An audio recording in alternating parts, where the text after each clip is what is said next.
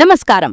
AVR news ఛానల్కి స్వాగతం. కాకినాడ జిల్లా పరిసర ప్రాంతాల విద్యార్థులకు జగ్గంపేట ఎస్ఐ టి రఘునాథరావు హెచ్చరిక.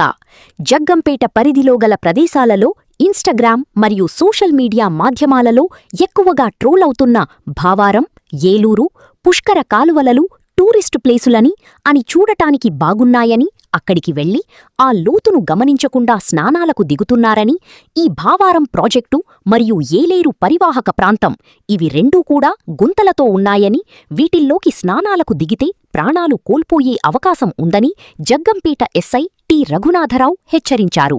ఈ సందర్భంగా ఈ పరిసర ప్రాంతాలలో ఫారెస్ట్ శాఖ, పోలీస్ శాఖ, రెవెన్యూ శాఖ ఈ మూడు శాఖలో కలిపి హెచ్చరిక బోర్డులు ఆ ప్రదేశాలలో పెట్టడం జరిగిందని, ఎట్టి పరిస్థితుల్లో కూడా ఆ ఏరువాక ప్రాంతాలలో వెళ్లకూడదని, వాటికి పర్మిషన్ లేదని హెచ్చరించారు.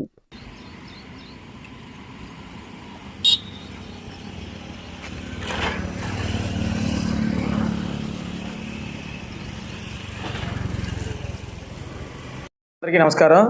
ముందుగా ఈ సోషల్ మీడియాలో ఏదైతే ఈ భావరం ప్రాజెక్ట్ దగ్గర ఈ టూరిస్ట్ ప్లేస్ అని చెప్పేసి చాలామంది స్టూడెంట్స్ కానీ బయట విలేజెస్ కానీ ఇక్కడికి రావడం జరుగుతుంది. అయితే అక్కడ ఏదైతే ఆ ప్లేస్ ఉందో, భావరం ప్రాజెక్ట్ దగ్గర ప్లేస్ ఉందో, ఆ ఏలేరు పరివాహక ప్రాంతం అంతా కూడా గుంతలతో ఉంది. దానివల్ల ఏంటంటే లోతు ఎంత అనేది కొత్త వ్యక్తులకి తెలియదు.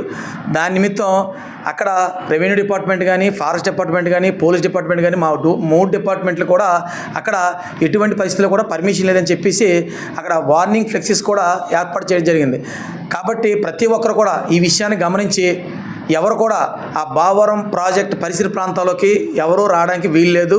అదేవిధంగా ఈ చుట్టుప్రక్కల పుష్కర కాలువ కానీ, పోలవరం కాలువ కానీ, లేకపోతే ఏలేరు కాలువ దగ్గర కానీ కొంతమంది వ్యక్తులు డ్రింక్ చేస్తున్నారు. దాని మీద కూడా మాకు సమాచారం వచ్చింది. అటువంటి పరిస్థితుల్లో ఏవైనా సరే మా దృష్టికి వస్తే వాళ్ళని పట్టుకొని పబ్లిక్ న్యూసెన్స్ కింద కేసు నమోదు చేసి కోర్టులో ప్రవేశపెడతాం. అందువల్ల ప్రతి ఒక్కరు కూడా దీన్ని బాధ్యతగా తీసుకొని ఎవరు కూడా ఈ భావరం ప్రాజెక్ట్ దగ్గరికి ఎవరు కూడా రావద్దని చెప్పేసి మా పోలీస్ డిపార్ట్మెంట్ తరఫున తెలియజేస్తున్నాం.